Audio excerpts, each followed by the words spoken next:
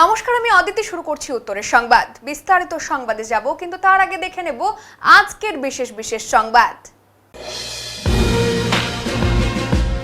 পশ্চিমবঙ্গ সরকার অনুমোদিত লাটাগুড়ির পথের সাথে রিসর্টের সামগ্রী উদ্ধার তৃণমূলের জেলা সভাপতি মহুয়া গোপের বাড়ি থেকে।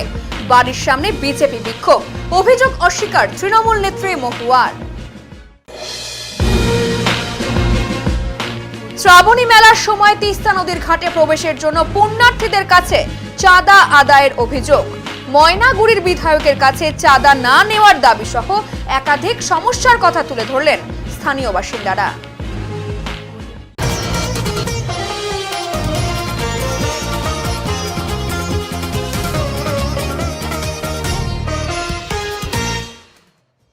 লাটাগুড়ির পথের সাথে রিসর্টের সরকারি সামগ্রী উদ্ধারের রাজনৈতিক চর্চা। তৃণমূলের জেলা সভানেত্রীর বাড়ি থেকে উদ্ধার এসি, ফ্রিজ সহ কয়েক লক্ষ টাকার পুরনো সামগ্রী।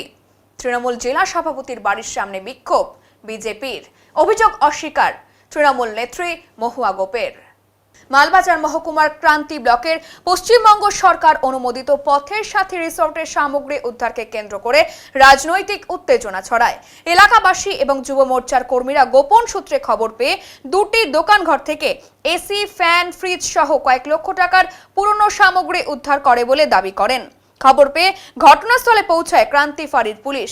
স্থানীয় সূত্রে জানা যায়, প্রায় 5 বছর ধরে লাটাগুড়ির পথের সাথে রিসর্টের ওই সামগ্রী দোকান ঘরে মজুদ ছিল। দোকানের মালিক রাখি শিকদার জানান, এলাকার কয়েকজন পরিচিত ব্যক্তির নির্দেশে তিনি সামগ্রীগুলি রাখতে দিয়েছিলেন। তবে বিষয়টি নিয়ে এত বিতর্ক হবে তা তিনি ভাবেননি। যুব মোর্চার নেতা তন্ময় দে এবং মৃন্ময় ঘোষ অভিযোগ করেন, তৃণমূলের জেলা সভাপতির নির্দেশেই সরকারি সম্পত্তি অবৈধভাবে সেখানে রাখা হয়েছিল। যদিও এই অভিযোগ অস্বীকার করে জেলা সভাপতি মহুয়া গোপ ক্যামেরার সামনে কোনো বক্তব্যই দিতে চাননি। তবে তিনি জানায়, তার স্বামী এবং রাজা ভৌমিক যৌথভাবে রিসর্টের কিছু সরঞ্জামের মালিক ছিলেন। স্বামীর মৃত্যুর পর রিসর্ট অন্য ব্যক্তিরা লিজ নেওয়ায় পুরনো সরঞ্জামগুলি সরিয়ে রাখা হয়। তিনি দাবি করেন, বিষয়টি সম্পর্কে বিডিওকে জানানো হয়েছিল এবং কোথায় সরঞ্জাম রাখা হয়েছে তাও প্রশাসনকে অবগত করা হয়। তবে ওই সরঞ্জাম সম্পর্কে তিনি বিস্তারিত কিছু জানেন না বলেও জানান। ঘটনাকে কেন্দ্র করে এলাকায় উত্তেজনা ছড়িয়ে পড়ে। বিজেপি কর্মী সমর্থকেরা তৃণমূল জেলা সভাপতির বাড়ির সামনে বিক্ষোভ দেখান এবং বিভিন্ন স্লোগানও দেন। পরে ক্রান্তি ফাঁড়ির পুলিশের তৎপরতায় উদ্ধার হওয়া সামগ্রী বাজেয়াপ্ত করা হয়। পুলিশ পরিস্থিতি নিয়ন্ত্রণে আনে এবং ঘটনার তদন্ত শুরু করেছে। বিষয়টা হচ্ছে, কিছুক্ষণ আগে এই যে লাটাগুড়ি বাজার পাশে নেওড়া মোড় সংলগ্ন এরিয়াতে যে ওই এসি এবং ফ্রিজ পাওয়া যায়, সেই দোকান মালিককে জিজ্ঞাসা করলে তিনি বলেন যে মহুয়া গোপ তার নেতৃত্বে এখানে রাখা হয়েছে। তা আমরা সকলে মিলে মহুয়া গোপের কাছে এসেছিলাম যে বিষয়টা জানার জন্য, যে এখানে জিনিসগুলো রাখা হয়েছে, সরকারি সম্পত্তিগুলো আপনি রেখেছেন, তার বিষয়টা নিয়ে আলোচনা করার জন্য এখানে এসেছিলাম। আসার পর উনি বললেন যে এটা নাকি তৎকালীন সময় রাকেশ লস্কর স্বর্গীয় এবং রাজা ভৌমিক এনারা ওদের সাথে লিজে চালাতো, তাদের সম্পত্তিতে ঝামেলা হওয়াতে সেই সম্পত্তিটা ওখানে রাখা আছে।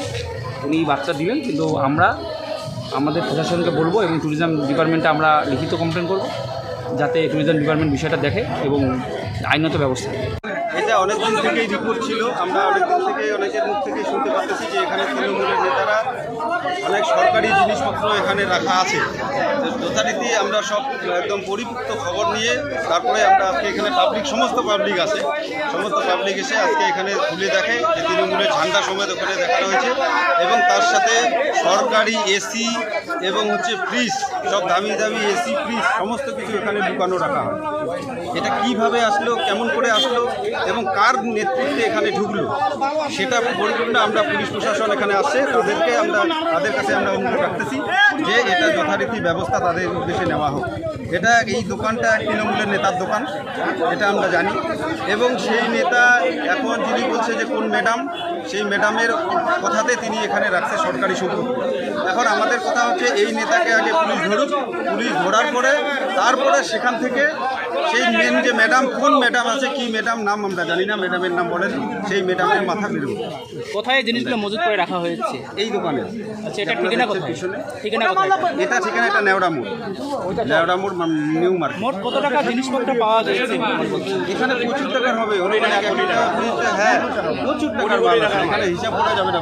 প্রায় 15-20টা এসি এবং দামি দামি ফ্রিজ, সমস্ত এই যে পথের সাথে এখানে সরকারি সম্পত্তি।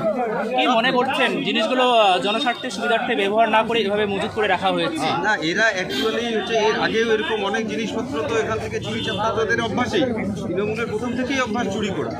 তাই এরা হয়তো এগুলাকেও চুরি করে বিক্রি করতে চাইছিল, কিন্তু কোনো রকম হয়তো সুযোগ পায়নি যে বাইরে কোথাও বিক্রি করা, এখানে রয়ে গেছে, সেই সুযোগটা হয়তো হয়নি। তাদের পক্ষ থেকে আজকে এই উদ্ধার কার্য হলো। হ্যাঁ, তাদের পক্ষ থেকে আজকে এই উদ্ধার কার্য হলো। এটা টোটালি আমাদের হচ্ছে জনসাধারণ এবং ভারতীয় জনতা পার্টির পক্ষ থেকে, মোর্চার পক্ষ থেকে সবাই মিলে সাধারণ মানুষকে আজকে রাজ্যে নতুন সরকার গঠনের পর উত্তরবঙ্গের ক্রীড়া পরিকাঠামোর উন্নয়ন নিয়ে বিশেষ জোর দেওয়া হচ্ছে বলে জানালেন ক্রীড়ামন্ত্রী ইন্দ্রনীল খা। বাজেটে উত্তরবঙ্গে দুটি নতুন স্টেডিয়াম নির্মাণের ঘোষণা হওয়ার পর প্রথমবার উত্তরবঙ্গ সফরে এসে তিনি শিলিগুড়ির ঐতিহ্যবাহী কাঞ্চনজঙ্ঘা স্টেডিয়াম পরিদর্শন করেন। স্টেডিয়ামের বিভিন্ন অংশ ঘুরে দেখে খেলোয়াড় এবং দর্শকদের জন্য প্রয়োজনীয় পরিকাঠামোর অভাবের বিষয়টি তুলে ধরেন মন্ত্রী। তার বক্তব্য, উপযুক্ত ড্রেসিং রুম, বাথরুম, আধুনিক সুযোগ সুবিধা এবং পর্যাপ্ত দর্শক আসনের অভাবে দীর্ঘদিন ধরেই সমস্যার মুখে পড়তে হচ্ছে খেলোয়াড় এবং ক্রীড়াপ্রেমীদের। তিনি জানান, এতদিন স্টেডিয়ামের দায়িত্ব শিলিগুড়ি পুর নিগমের হাতে থাকলেও বর্তমানে পূর্ণাঙ্গ বোর্ড না থাকায় আলোচনার ভিত্তিতে রাজ্য সরকারের দায়িত্ব গ্রহণ করতে পারে। ক্রীড়ামন্ত্রীর কথায়, শিলিগুড়ি বরাবরই ক্রীড়া প্রতিভার উর্বর ভূমি। ঋদ্ধিমান সাহা, রিচা ঘোষ এবং মান্তু পালের মতো জাতীয় এবং আন্তর্জাতিক মানের ক্রীড়াবিদরা এই শহরেরই গর্ব। তাদের অনুপ্রেরণাকে সামনে রেখে উত্তরবঙ্গে আন্তর্জাতিক মানের একটি আধুনিক স্টেডিয়াম গড়ে তোলার পরিকল্পনা রয়েছে। তিনি আরো বলেন, উত্তরবঙ্গের প্রতিটি স্টেডিয়াম পর্যায়ক্রমে পরিদর্শন করে পরিকাঠামোগত সমস্যা সমাধানে উদ্যোগ নেওয়া হবে। পাশাপাশি আগের সরকারের ক্রীড়া পরিকাঠামো নিয়ে সমালোচনা করে তিনি দাবি করেন, অতীতে বহু প্রতিশ্রুতি দেওয়া হলেও তা বাস্তবায়ন হয়নি। তার কথায়, প্রাক্তন ক্রীড়ামন্ত্রীকে মাঠের চেয়ে বিনোদন জগতেই বেশি দেখা গিয়েছে। আন্তর্জাতিক মানের স্টেডিয়াম নির্মাণের আশ্বাসে নতুন করে আশার আলো দেখছেন উত্তরবঙ্গের ক্রীড়াপ্রেমী এবং খেলোয়াড়রা। এখন এই ঘোষণার বাস্তবায়ন কত দ্রুত হয় সেদিকেই নজর সকলের। রিচা ঘোষ, ঋদ্ধিমান সাহা, তারা আমাদের পশ্চিমবঙ্গের গর্ব এবং ভারতবর্ষের গর্ব। এবং রিচা ঘোষ, রিচাদি, ঋদ্ধিমান দা সহ যারা শিলিগুড়ি বা উত্তরবঙ্গের যারা আমাদের বিভিন্ন প্লেয়াররা আছে, যারা পশ্চিমবঙ্গকে, ভারতবর্ষকে গর্বিত করেছেন, তাদের প্রত্যেককে সঙ্গে আমরা আলোচনা করে, তাদের সঙ্গে কথা বলে আন্তর্জাতিক মানের স্টেডিয়াম আমরা উত্তরবঙ্গকে উপহার দেব, সে বিষয়ে আপনারা নিশ্চিত থাকুন। এবং সেই আমি বিশ্বাস করি যে ইনফ্যাক্ট আমরা যে কাঞ্চনজঙ্ঘা স্টেডিয়াম আছে সেটাও ইন্টারন্যাশনাল মাপের লেভেলে নিয়ে যাব এবং সেখানে ইন্টারন্যাশনাল ন্যাশনাল ম্যাচেস যাতে হয় তার সুবন্দোবস্তও আমরা করব। দাদা, এত বড় শহর, খেলার শহর শিলিগুড়িতে বাচ্চাদের কোনো খেলার মাঠ নেই, বাচ্চাদের খেলার মাঠ নেই, বড়দের খেলার মাঠ নেই। আপনি ভাবুন না, এখানে মানে মাটি খুঁড়ে খুঁড়ে সব মমতা বন্দ্যোপাধ্যায়ের প্রোগ্রাম হয়েছিল। তো একটা স্টেডিয়ামের সঙ্গে যে অত্যাচার চলেছে, বাকি মাঠগুলোর অবস্থা কি ভাবুন। সেই নেহেরু গোল্ড কাপ, তারপর রঞ্জি ট্রফি, তারপর আন্তর্জাতিক বা রাজ্য স্তরে কোনো খেলা হয়নি এখানে। তারপর অ্যাকচুয়ালি তৃণমূল আমলে উত্তরবঙ্গকে তারা রাজ্য মানচিত্রের মধ্যেই মনে করতো না। উত্তরবঙ্গের সঙ্গে যেভাবে স্টেপ মাদারলি অ্যাটিটিউড চলেছিল, আর বর্তমানে আপনারা দেখতে পাচ্ছেন আমাদের যে বাজেট এসছে সেখানে আমরা AIIMS, IIT, IIM, international stadium শুধু উত্তরবঙ্গের জন্য চিন্তা ভাবনা করে করা হয়েছে, কারণ দীর্ঘদিন ধরে উত্তরবঙ্গ বঞ্চিত।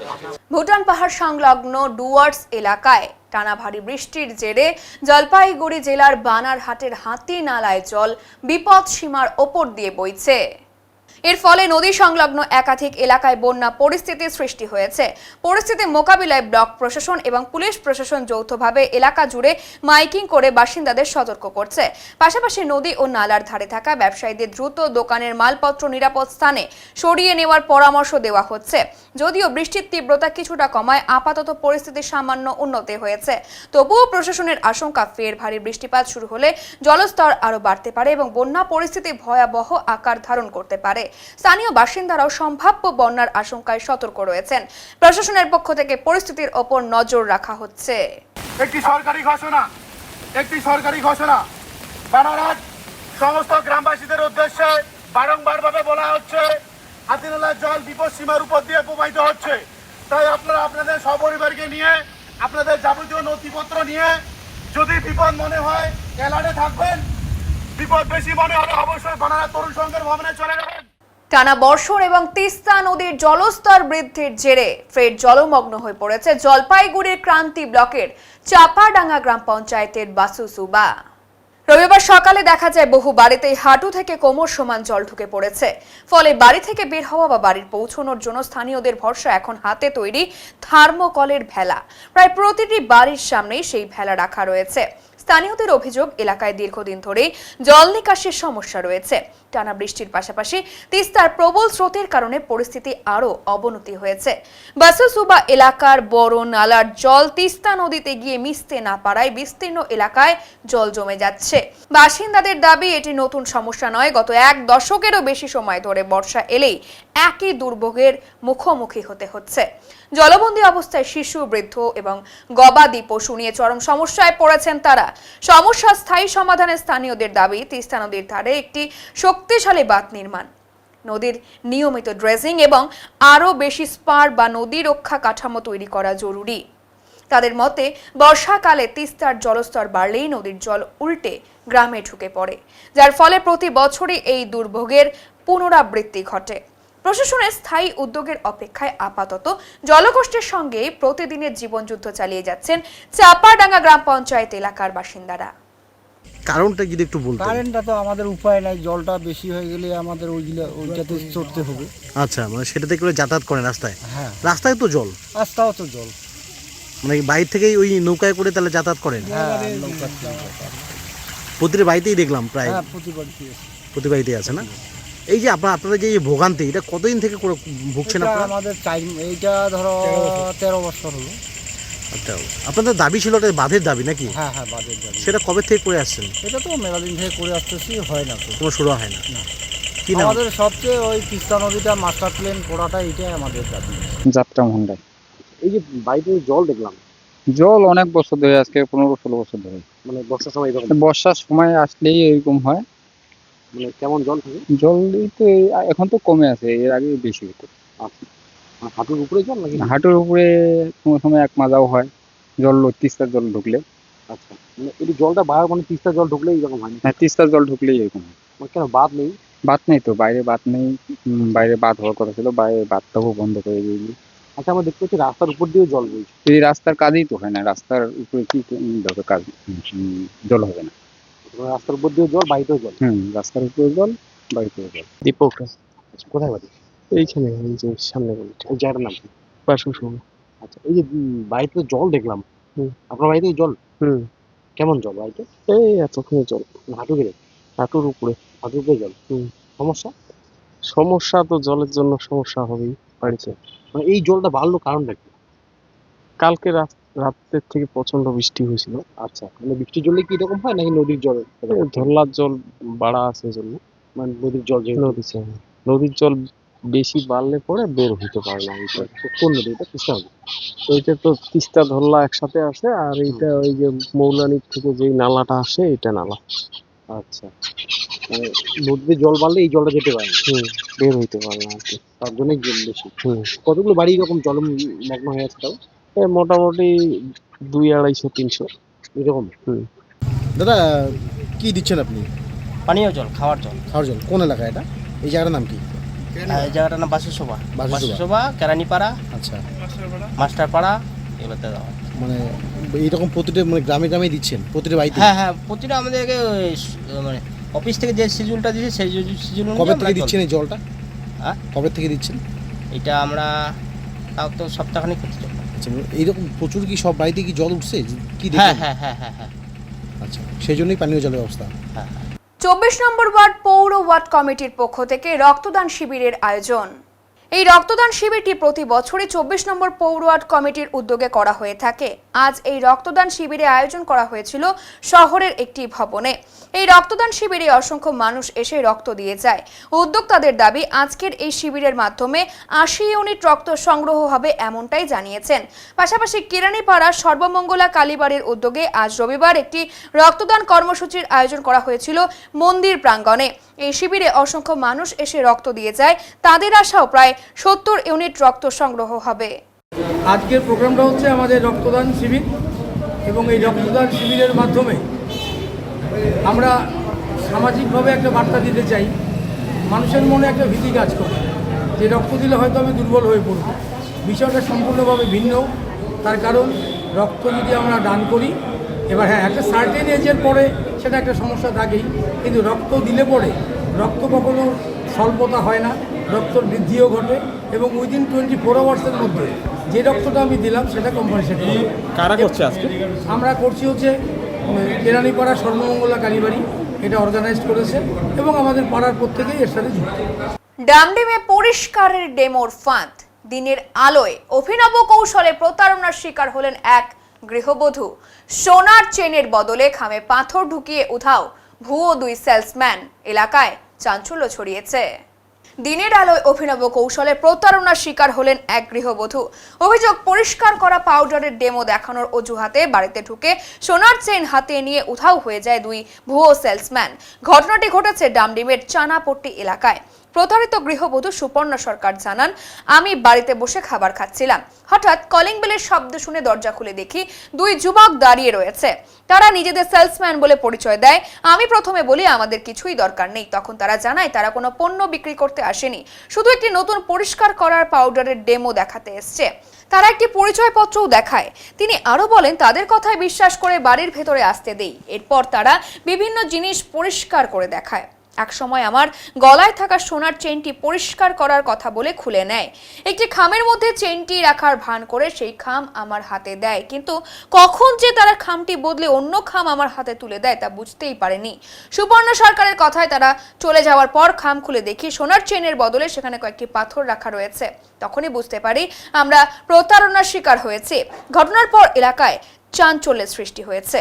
পরিবারের পক্ষ থেকে অভিযুক্তদের শনাক্ত করে দ্রুত গ্রেফতার এবং উপযুক্ত আইনানুগ ব্যবস্থা গ্রহণের দাবি জানানো হয়েছে। ওর সঙ্গে কথা বলতে বলতে ও নিজের হাতের ব্রেসলেটটা খুললো, রীতিমতো খুলে দেখালো ওটা ধুয়ে, যে আমার কাছে রূপা পরিষ্কার হচ্ছে, বাসন পরিষ্কার হচ্ছে। তা আমরাও দেখলাম। তারপরে কি করলো, আমি এভাবে দাঁড়িয়ে আমাকে বলছে আপনার গলার চেনটা দেন। তা আমি গলার চেনটা দিতে চাইনি। তো সেই মুহূর্তে জবরদস্তি 2টো লোক ছিল, যাই হোক আমার গলার চেনটা তারাই খুলে নেয়। খুলে নিয়ে আমরা এখানে 2 জন আছি, জানি না কি করে কি মানে ওই পরিষ্কার করে দেওয়ার বাহানায় একটা খামের মধ্যে সেই চেনটা ভরে নেয়। ভরার পরে মানে আমাদের হাতে সেই খামটা দিয়ে ওরা কি করে এক্সচেঞ্জ করে নিল আমরাও বুঝতে পারলাম না। ম্যানিপুলেট করে আমাকে ওই চেনটা নিয়ে একটা পাথর বোঝাই চেন আমার হাতে দিয়ে চলে গেল।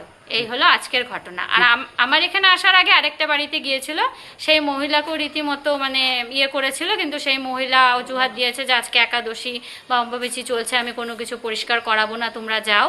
হ্যাঁ, আর আমার বাড়িতে এসে মানে আজকে এই ঘটনাটা ঘটে গেল আমার সঙ্গে। থানাকে জানানো হয়েছে? হ্যাঁ, থানাকে জানানো হয়েছে। থানা এখন সেই মানে চেনের আর কি কাগজটা চাইছে। তো এখন এত বছর আগেকার কাগজ এখন তো পাওয়া যাচ্ছে না। এখন দেখি চেষ্টায় আছি। এমনি থানার থেকে লোক এসেছিল, পুলিশরা এসেছিল। তো আমি চেষ্টা করব এদের জন্য ধরা হয়। আপনার নাম? আমার নাম সুপর্ণা সরকার, আমি ডামডিমের বাসিন্দা। মানব সেবার বার্তা ছড়িয়ে দিতে জলপাইগুড়ি দিশারি ক্লাব এবং লায়ন্স ক্লাব অফ জলপাইগুড়ি সেবার উদ্যোগে একটি স্বেচ্ছায় রক্তদান শিবিরের আয়োজন করা হয় রবিবার। এদিন ক্লাবের সদস্যদের পাশাপাশি অনেকেই রক্তদানে এগিয়ে আসেন। শিবিরটি পরিচালনা করেন মহারাজা অগ্রসেন লায়ন্স ব্লাড সেন্টারের প্রতিনিধিরা। দিশারি ক্লাবের ট্রেজারার মিঠুন চৌধুরী জানান, সারা বছর ধরে ক্লাবের পক্ষ থেকে বিভিন্ন সামাজিক এবং জনকল্যাণমূলক কর্মসূচি পরিচালিত হয়। সেই ধারাবাহিকতায় বিগত বছরের মতো এবছরও রক্তদান শিবিরের আয়োজন করা হয়েছে। এদিনের শিবির থেকে প্রায় 100 ইউনিট রক্ত সংগ্রহের লক্ষ্য নির্ধারণ হয়েছে বলে জানান তিনি। আমাদের ক্লাব দিশারি আমরা সারা বছর সামাজিক কর্মকাণ্ড পরিচালনা করি। তার একটা অংশ হিসাবেই আমাদের ব্লাড ডোনেশন ক্যাম্প প্রতি বছরই হয়, এবারও হচ্ছে। সাথে ডাক্তার বসেছে, রুগী দেখছে। আমাদের পরবর্তীতে একটা ব্লাড টেস্টিং ক্যাম্পও হবে। ফলে এটা একটা ধারাবাহিক কাজ, এই কাজের মধ্যে আমরা আছি। হ্যাঁ, আজকে হওয়ার কথা ছিল, এটা হচ্ছে না আজকে, আগামী সপ্তাহে হবে, আমরা জানিয়ে দেবো ডেট। প্রায় 35 ইউনিট ব্লাড হয়ে গিয়েছে, 100-র কাছাকাছি আমাদের টার্গেট, আশা করছি হয়ে যাবে।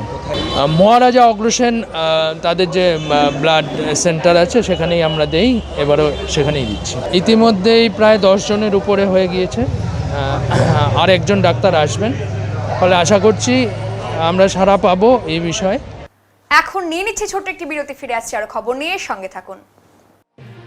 সব সময় সব দিকের সব খবর পেতে সাবস্ক্রাইব করুন, বেল আইকনটি প্রেস করে আপডেট থাকুন।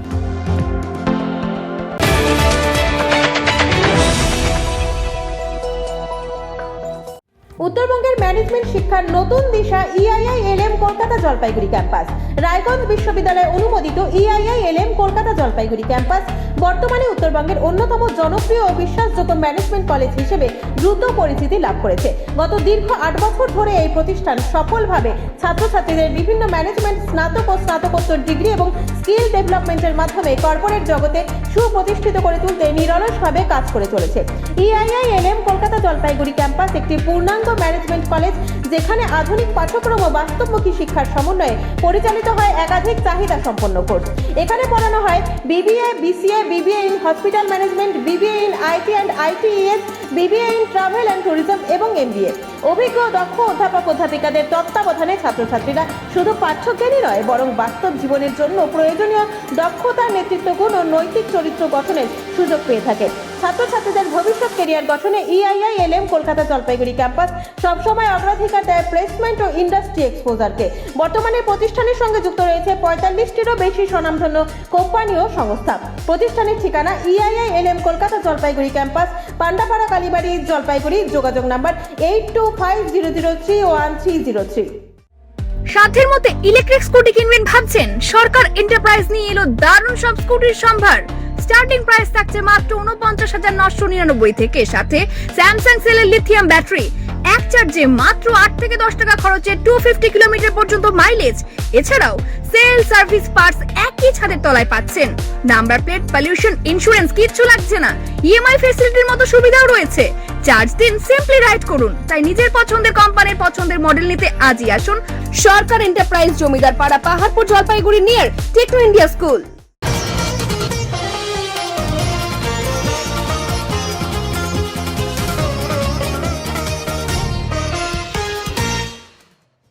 শ্রাবণী মেলা উপলক্ষে তিস্তা নদীর ঘাটে আসা পুণ্যার্থীদের কাছ থেকে কর বা চাঁদা আদায় না করার দাবি তুললেন স্থানীয় বাসিন্দারা। শনিবার বিকেলে জলপাইগুড়ির ময়নাগুড়ি ব্লকের দোমোহনী এলাকার মরিচবাড়ি তিস্তা নদীর ঘাট পরিদর্শনে আসেন ময়নাগুড়ির বিধায়ক ডালিম চন্দ্র রায়। তাকে ঘাটের একাধিক সমস্যা এবং পরিকাঠামোগত বিষয় তুলে ধরেন এলাকাবাসী। স্থানীয়দের অভিযোগ, প্রতি বছর শ্রাবণী মেলার সময় তিস্তা নদীর ঘাটে প্রবেশের জন্য পুণ্যার্থীদের কাছ থেকে চাঁদা আদায় করা হয়। অনেক ক্ষেত্রে জোরপূর্বক টাকা নেওয়ার অভিযোগও রয়েছে। তাদের দাবি, এভাবে প্রতি বছর বিপুল পরিমাণ অর্থ সংগ্রহ করা হলেও তার যথাযথ হিসাব বা স্বচ্ছতা ছিল না। বাসিন্দাদের বক্তব্য, বর্তমানে রাজ্য সরকার পরিবর্তন হয়েছে, তাই এবার থেকে যাতে কোনো পুণ্যার্থীর কাছ থেকেই ঘাটে প্রবেশের নামে কর বা চাঁদা আদায় না করা হয়, সেই বিষয়ে বিধায়কের হস্তক্ষেপ চেয়েছেন তারা। প্রতি বছর দূর দূরান্ত থেকে অসংখ্য ভক্ত এই ঘাটে এসে তিস্তার জল সংগ্রহ করে এবং সেই জল নিয়েই জলপেশ মন্দিরে পুজো দিতে যান। তাদের দাবি, ধর্মীয় আচার পালনের জন্য আসা পুণ্যার্থীদের কাছ থেকে অর্থ আদায় অনৈতিক এবং তা অবিলম্বে বন্ধ হওয়া উচিত। যদিও এ বিষয়ে সংবাদ মাধ্যমে কোনো মন্তব্য করেননি বিধায়ক ডালিম চন্দ্র রায়, তবে স্থানীয় বাসিন্দাদের আশা, এবছর পুণ্যার্থীরা কোনো রকম চাঁদা বা কর ছাড়াই নির্বিঘ্নে ঘাটে প্রবেশ করে তিস্তা নদীতে জল এবং স্নান করতে পারবেন। আমরা আমাদের বিধায়ক সাহেবের কাছে দাবি রাখলাম এটাই, যে দীর্ঘদিনের একটা শ্রাবণী মেলা, তিস্তা ঘাটে থেকে যে জল নিয়ে দূর দূরান্ত থেকে তীর্থযাত্রীরা এসে তারা জলটা নিয়ে যায়, নিয়ে শিব মন্দিরে, জলপেশ শিব মন্দিরে মানে সেই জলটা ঢালা হয়। অথচ মানুষ যে আশা আকাঙ্ক্ষা, যে বাসনা নিয়ে এখানে আসার পরে এখান থেকে আসার পরে দেখা গেল যে এক ঘট জল নেওয়ার জন্য তাকে 20 টাকা, নিচে 20 টাকা, উপরে 30, 40, 50 টাকা নেওয়া হয় রাত্রি 10টার পরে তাদের কাছ থেকে জোরজুলুমভাবে। বিগত যে সরকার এই পরিচালনা করেছিল টেন্ডারের মাধ্যমে, তারা এই ধরনের কর্মটা চালিয়ে যেত। তা আমরা ভারতীয় জনতা পার্টি ক্ষমতায় আসার পর আমরা একটা উদ্যোগ নিলাম যে সমস্ত তীর্থযাত্রীরা দূর দূরান্ত থেকে আসে তাদের কাছ থেকে আমরা কোনো রকম তিস্তা নদীর জলের বাবদ কোনো রকম কর নেওয়া হবে না, বা আমরা একদম বিনা শুল্কে বা একদম কোনো টিকিটি ব্যবস্থা ছাড়া যাত্রীদের জন্য এইটা আমরা অত্র এরিয়ার বিধায়কের কাছে এই দাবিটা আমরা পেশ করি এবং অত্র এরিয়ার আমাদের ময়নাগুড়ি থানার আইসি সাহেবের কাছেও আমরা এটা দাবি প্রকাশ করি এবং আমাদের ময়নাগুড়ি ব্লকের ডেভেলপমেন্ট অফিসার যে বিডিও সাহেব আছেন তার কাছেও আমরা এই দাবিটা পেশ করি। তাই আজকে আমাদের এই দাবিতে সাড়া জানিয়ে যে আজকে কোনো রকম করমুক্ত তীর্থযাত্রীদের কাছ থেকে যে পয়সা নেওয়া হতো সেই জায়গাটা থেকে আমাদের বিডিও সাহেব এবং আইসি সাহেবের নেতৃত্বে এবং আমাদের বিধায়ক সাহেবের নেতৃত্বে এটা আজকে হওয়াতে আমরা খুব খুশি এবং গর্বিত। দীর্ঘদিন যে কালোবাজারি এখানে চলছে সেই জিনিসটা থেকে সবাই মুক্ত পাচ্ছে এবং বিধায়ক সাহেব আমাদের এখানে আসলেন, সরজমিনে তদন্ত করে দেখলেন বিষয়টা যে কিভাবে যাত্রীদের সুবিধা দেওয়া যায় এবং তাদের যাতে কোনো অসুবিধা না হয়, তারা যাতে কোনো অসুবিধার মধ্যে না পড়ে সেই ব্যবস্থাটা আমাদের বিধায়ক সাহেব নিজে সরজমিনে তদন্ত করে দেখলেন। এখানে সবচেয়ে বড় কথা কি, এটা হচ্ছে উত্তরবঙ্গের পূর্ণতোয়া তিস্তা, এই একটা ধাম। এটা একটা, এখানে সমস্ত জলপেশ শ্রাবণ মাসের যত পুণ্যার্থী আসে এখান থেকে জল তুলে বাবার মাথায় জল ঢালা, শ্রাবণী মেলা উপলক্ষে জলপেশ মন্দিরে গিয়ে বাবার মাথায় জল ঢালে। তো এখানে সবচেয়ে বড় কথা, এবার বিধায়ককে আশ্বস্ত বা তাকে ডাকার উদ্দেশ্য বা আনার উদ্দেশ্য, এই যে বেহাল দশা, যে ভগ্ন, যে জঙ্গল রাজ বা জঙ্গলের একটা পরিস্থিতি তৈরি করে দিয়ে গেছে বিগত সরকার। অথচ দেখা যাচ্ছে যে বিগত সরকার এখানে টেন্ডার মাফিক কয়েক কোটি টাকা এখান থেকে টাকা তুলে নিয়ে নয় করে এমন একটা ব্যাধিগ্রস্ত করে ফেলছে, যেখানে বিশেষ করে বিভিন্ন জায়গা থেকে যে পুণ্যার্থীরা আসে, বিভিন্ন চা বাগানের গরিব শ্রমিকরা যারা আসে, এবার আসার পরে দেখা যাচ্ছে এখানে জোরপূর্বক তাদের কাছ থেকে 50 টাকা, 20 টাকা, 40 টাকা করে টিকিট নিয়ে, এমনকি মারধর করে পর্যন্ত এখান থেকে তাড়িয়ে দিয়েও, কিন্তু যে শুল্কটা না দিবে তাকে মারধর করে এখান থেকে তাড়ানো হয়। তো এই বিগত দিনের যে জটিলতা যাতে এখানে সৃষ্টি না হয় এবং এই ঘাটটা যাতে সার্বিক ডেভেলপমেন্ট হয় এবং পুণ্যার্থীরা যাতে স্বাচ্ছন্দ্যে এখান থেকে জল তুলে বাবার মাথায় যেতে পারে, এর জন্যই আমাদেরকে বিধায়ক সাহেবকে ডেকে এনে তাদেরকে সেই জায়গাটা একটু পরিদর্শন করে দেখানো যে কি পরিস্থিতির মধ্যে এখান থেকে কিভাবে কি করা যায় এবং যাত্রীর সার্বিক সুবিধার জন্য কিভাবে দেওয়া যায়। হ্যাঁ, পরিকাঠামো দাবি রাখা হলো যে যাতে আগামীতে এখানে ঘাটটাকে একটা বৃহৎ, যেহেতু উত্তরবঙ্গে একটা পূর্ণতোয়া তিস্তা নদী, একটা ধাম, তিস্তা ধাম, এই তিস্তা ধামটাকে পূর্ণ জলটা যাতে মানে যাত্রীরা স্বাচ্ছন্দ্যে বাবার মাথায় গিয়ে ঢালতে পারে, এর জন্যই বিধায়ককে মানে তাকে, হ্যাঁ, এইরকমটা আলোচনা করা হয়েছে। যাই হোক, মানে এটা আমরাই এখানকার স্থানীয় যারা আছে বিশেষ করে তাদেরকে একটা দাবি, এখানে বিগত এই করকে কেন্দ্র করে তো যত সব ঝামেলা, এই যে দুর্নীতি ঝামেলা, এখানে করমুক্ত হলে এবং সরকারি সার্বিক সহযোগিতায় যদি ঘাটটা যদি পরিচালনা হয় সেরকম তো করলে সার্বিক সবারই সুবিধা হবে, পুণ্যার্থীদেরও সুবিধা হবে, মানে সার্বিকভাবে ভালো হবে। আগামীকাল জগন্নাথ দেবের স্নান যাত্রা আর তারই প্রস্তুতি শুরু হয়েছে গৌড়ীয় মঠে। আগামীকাল শ্রী শ্রী গৌড়ীয় মঠে জগন্নাথ দেবের স্নান যাত্রা, পাশাপাশি রথেরও প্রস্তুতি চলছে। আগামীকাল স্নান যাত্রা উপলক্ষে গৌড়ীয় মঠ এখন সেজে উঠেছে। মূলত রথের প্রস্তুতি অনেকটাই এগিয়েছে। শ্রী শ্রী গৌড়ীয় মঠে বিশেষ অনুষ্ঠানের আয়োজন চলছে আর তার জন্যই এখন শেষ পর্যায়ের প্রস্তুতি। এখন প্রস্তুতি কাজ দিয়ে আজকে রথটা বের হয়েছে, কালকে জগন্নাথের স্নান যাত্রা হবে, স্নান করার পরে এই রথটা ভালো করে সাজানো হবে, আর এই 15 তারিখে হবে গুন্ডিচা মন্দির মার্জন, আর 16 তারিখে রথ হবে। এবার কি আশা করছেন? ভালো, জগন্নাথের এবছর আমাদের লগে বিজেপি সরকার এসেছে, জানি আমাদের অনেক সাপোর্ট করবে, ভগবানের রথযাত্রায় খুব ভালো হবে এই আমরা আশা করি। আর কালকে আগামী স্নান যাত্রাতে কি হবে? আগামীকাল স্নান যাত্রা জগন্নাথের স্নান হয়, অর্থাৎ স্নান মানে ওই দিন মানে জগন্নাথ প্রকট হয়েছেন। রবিবার রাত থেকে টানা বজ্রপাত সহ বৃষ্টিপাতের পরও রবিবার সকালেও বৃষ্টি অব্যাহত রয়েছে ডুয়ার্স জুড়ে। লাগাতার বর্ষণের জেরে নদীগুলির জলস্তর বাড়তে শুরু করেছে। নিচু এলাকা এবং বিভিন্ন রাস্তায় জল জমে জনজীবন কার্যত বিপর্যস্ত। নিকাশি ব্যবস্থার বেহাল অবস্থার কারণে মাল ব্লকের দক্ষিণ বিধানপল্লী এলাকায় একাধিক বাড়িতে জল ঢুকে পড়েছে। জলমগ্ন হয়ে পড়েছে বাড়ির উঠোন এবং আশেপাশের এলাকা। দুর্ভোগে পড়েছেন বাসিন্দারাও। টানা বৃষ্টির প্রভাবে রাস্তাঘাটও প্রায় ফাঁকা। প্রয়োজন ছাড়া বাড়ির বাইরে কেউ বের হচ্ছেন না। আবহাওয়ার এই পরিস্থিতির দিকে নজর রাখছে প্রশাসন। নদীর জলস্তর আরো বাড়লে নিচু এলাকার বাসিন্দাদের সতর্ক থাকার পরামর্শ দেওয়া হয়েছে। জল তো আমাদের ঘরের ভিতরে ঢুকে যাচ্ছে, আর একটু হলে ঘরে ঢুকে যাবে জল, সিঁড়ির বারান্দায় জল। রাত্রে বৃষ্টিতে একদম গাড়ি ঘোড়া চলে এদিকে, গাড়ি ঘোড়া মানে এই রোড সবসময় বাইক গাড়ি চলতেই থাকে, আর জল ওই গাড়ি গেলে আরো জল বেশি ভিতরে ঢুকে ঘরে ঢুকে যাচ্ছে জল। কবে থেকে এটা আমার একটু আছে, মোটামুটি 14-15 বছর ধরে এইভাবেই চলছে। মানে জল বেরোবার ব্যবস্থা নেই না, বলছেন কত বললাম যে একটা কোনো কালভার্ট বানায় জলটাকে বের করে দেন, জল বের করতেছে না এখান থেকে, কোনো কালভার্ট বানাচ্ছে না, সমস্যা হচ্ছে। সমস্যা মানে 14-15 বছর ধরে এইভাবেই ভুগতেছি। সেবক রোডের নামি মলে পুর নিগমের হানা। অবৈধ নির্মাণ এবং একাধিক অনিয়মে নোটিশ জারি। শিলিগুড়ির সেবক রোডের একটি নামী মলে অবৈধ নির্মাণ এবং বিভিন্ন নিয়ম ভঙ্গের অভিযোগে পরিদর্শনে গেল শিলিগুড়ি পুর নিগমের আধিকারিকরা। অভিযানে পুর নিগমের একাধিক দপ্তরের প্রতিনিধিরা উপস্থিত ছিলেন। পরিদর্শনের সময় মলের ভেতরে থাকা কয়েকটি রেস্তোরাঁ এবং বারে গুরুতর অনিয়ম ধরা পড়ে বলে জানা গিয়েছে।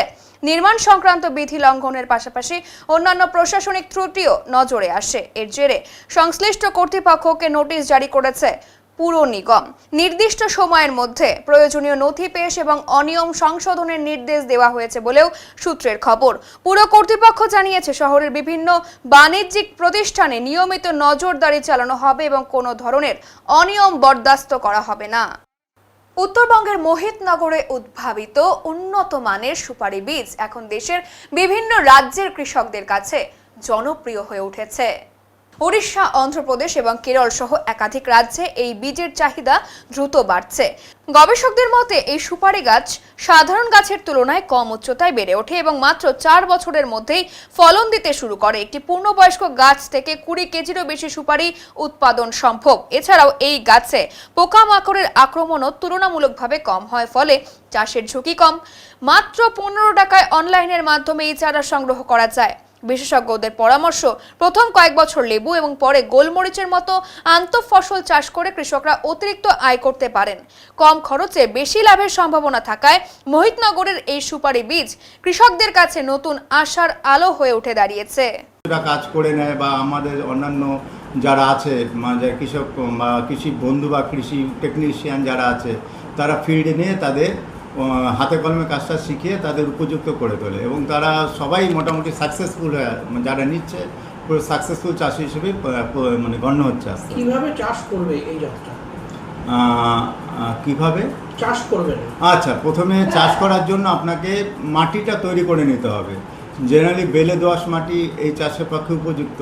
তো বেলে দোআঁশ মাটিতে যখন এই চাষটা করবেন সেক্ষেত্রে প্রথমে কী করা হয় যে 9 ফিট দূরে দূরে গর্তগুলো করা। প্রতিটা লাইনের দূরত্ব থাকে 9 ফিট এবং লাইনের ভিতর প্রতিটা লাইনের ভিতর বা 9 ফিট দূরে দূরে পিট করা হয়। পিট মানে গর্ত করা হয়। গর্তর সাইজ হতে হবে মোটামুটিভাবে 2 ফুট লম্বা, 2 ফুট চওড়া, 2 ফুট গভীর।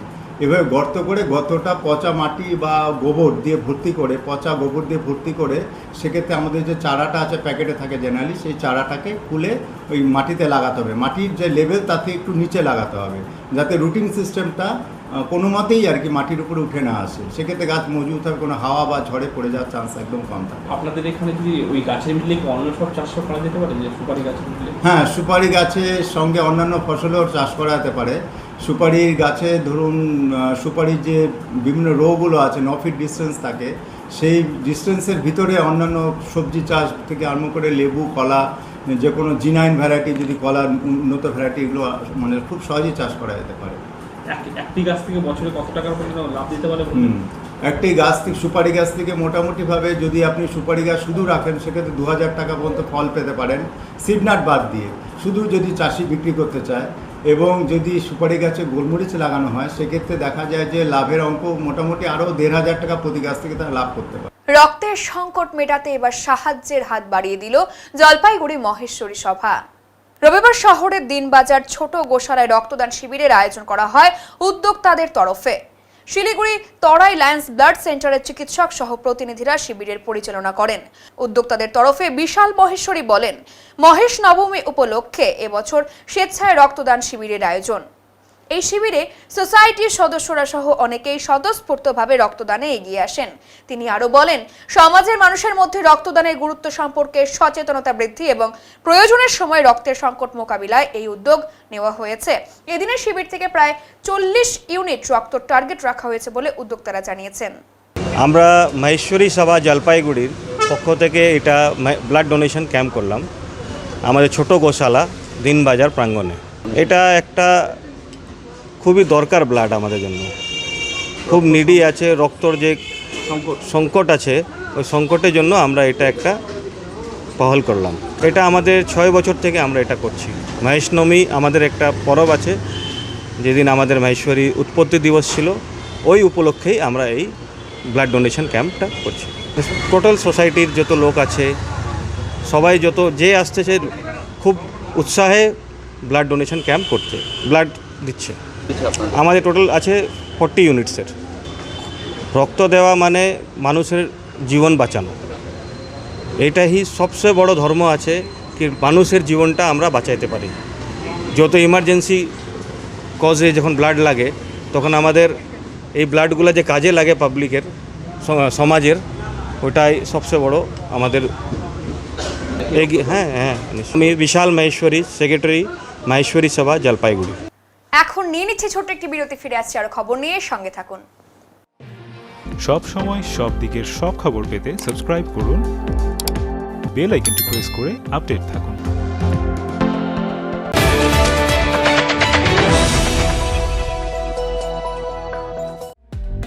বাঙালি মানেই ভোজন প্রিয়, আর তবে যদি কথা হয় মিষ্টির, তাহলে তো কোনো কথাই নেই।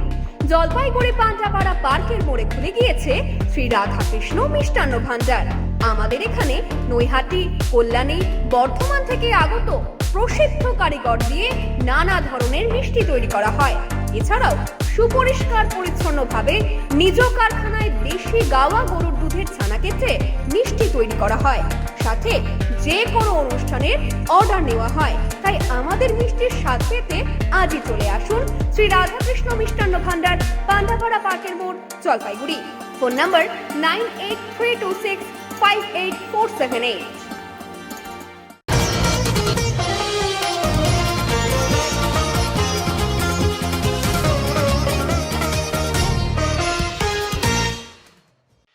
টানা ভারী বৃষ্টিপাতের জেরে রবিবার তিস্তা এবং জলঢাকা নদীর জল উল্লেখযোগ্যভাবে বৃদ্ধি পেয়েছে। এর জেরে তিস্তা নদীর বাংলাদেশ সীমান্ত পর্যন্ত অসংরক্ষিত এলাকায় হলুদ সতর্কতা জারি করা হয়েছে। পাশাপাশি জলঢাকা নদীতেও জারি হয়েছে একই সতর্কতা। নদীর জল বাড়তে থাকায় উদ্বেগ বাড়ছে জলপাইগুড়ি তিস্তা পাড়ের কৃষকদের মধ্যে। বিশেষ করে মরিচবাড়ি এলাকার কৃষি জমি নদীর জলে ক্ষতিগ্রস্ত হতে পারে বলে আশঙ্কা বাড়ছে। স্থানীয় কৃষক প্রশান্ত সরকার জানান, ক্রমাগত জলস্তর বৃদ্ধির ফলে মাঠে গবাদি পশু নিয়ে যাওয়া কার্যত অসম্ভব হয়ে পড়ছে। এছাড়াও মাঠে থাকা কৃষি কাজের বিভিন্ন যন্ত্রপাতি নদীর জলে ভেসে যাওয়ার আশঙ্কা তৈরি হয়েছে। এতে চাষিদের আর্থিক ক্ষতির সম্ভাবনাও বাড়ছে। প্রশাসনের পক্ষ থেকে নদীর সংলগ্ন এলাকার বাসিন্দাদের সতর্ক থাকতে বলা হয়েছে। যে কোনো জরুরি পরিস্থিতি মোকাবিলায় প্রশাসন প্রস্তুত রয়েছে বলেও জানানো হয়েছে। নদীর জলস্তরের ওপর নজরদারি চালানো হচ্ছে। হ্যাঁ, আমার এই যে এখানে বাড়ি তিস্তার পাশে। কেমন জল? জল আজকে অনেকটা বেড়েছে। আর জমি যা আছে অনেক ভাঙতেছে, প্রচুর হারে ভাঙতেছে। এখন আমাদের মার্কেটে যাওয়াই খুব অসুবিধা, গরু বাছুর নিয়ে খুবই অসুবিধা। এদিকে লোকজনকে বললাম, জায়গা থেকে লোক আসলে ভিডিও সবাই আসলে দেখে গেছে, এখানে বাসপালিং দেওয়ার কথা, তাও দিল না। এখন আমাদের মাঠে যাইতে পারবো না, আমাদের মেশিন যা আছে সব ভাসে যাবে আজকে, যা জলের অবস্থা। প্রচুর জল বাড়ছে। না না, আজকে সকাল থেকে। আজকে ধরে নাও 7টা থেকে জল পুরাই বেরিয়েছে। এখন তো বলা যাচ্ছে না, বৃষ্টি হচ্ছে, জল তো সম্ভাবনা আছে বাড়ার জন্য। কেমন জল? বৃষ্টি অনেকটাই বেশি, কালকের তুলনায় বহুত জল হয়েছে আজকে। কালকে ধরে সেন্টিমিটার দেখা গেছে 20 ছিল, এখন 50 হাই হয়ে গেছে। এখন আবহাওয়ার খবর।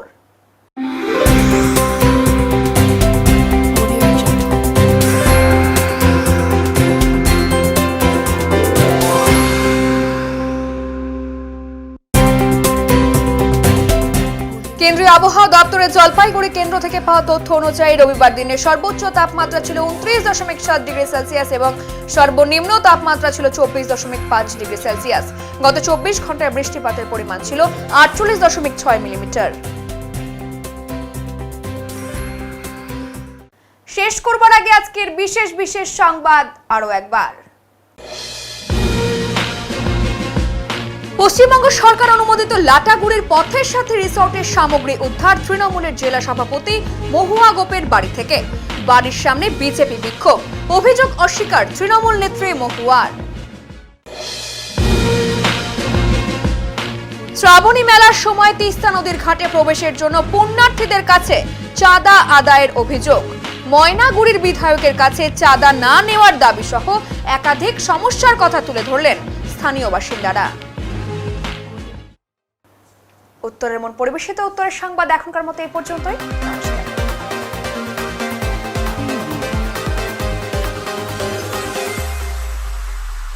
Preview